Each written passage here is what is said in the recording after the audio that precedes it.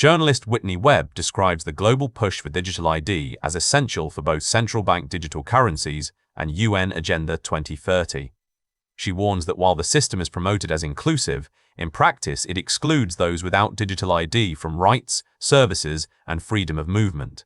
There's a coordinated global policy push for digital IDs as the new form of government-issued identification credentials. And they're essentially all based on your biometric data, which can be your fingerprints, your face, the iris of your eyeball. And the idea is essentially to collect all of that data and have it housed or have it tied directly to your digital ID. So your physical ID will be mapped to the digital ID. Digital IDs are not really a separate project from CBDCs and this new digital financial system. And UN documentation and also documentation from the Bank of International Settlements, they very overtly state that CBDCs and digital IDs are meant to go together. And without digital IDs, the CBDC digital finance system cannot exist. They have to know who you are. And so they want to have your wallet tied to a digital ID and have that digital ID be mapped to your physical ID through the biometric data collection.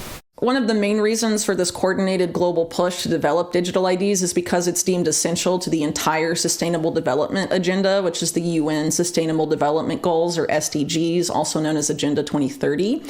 And the specific part dealing with digital IDs is within SDG 16, which is about building peaceful and inclusive societies. One of the indicators of SDG 16, 16.9, calls for legal identification for everyone in the world from the time they're born, essentially. One of the main words they use to market this stuff is equity and inclusion, the idea that we need to include everybody in these new systems. But if you don't participate in digital ID, you won't have a legally recognized identity, you won't have rights, you won't be able to access services without it. So it's being framed as promoting inclusion, but the system itself is inherently exclusionary and has been used to track and surveil people, to link people to, essentially all their activities, what they say online in some of the countries that have rolled this out, and has been used to facilitate human rights abuses. So it's not exactly as inclusive as they like to claim. It's inclusive in the sense that we want everyone equally included in our new system that we're creating, our new control system, fundamentally.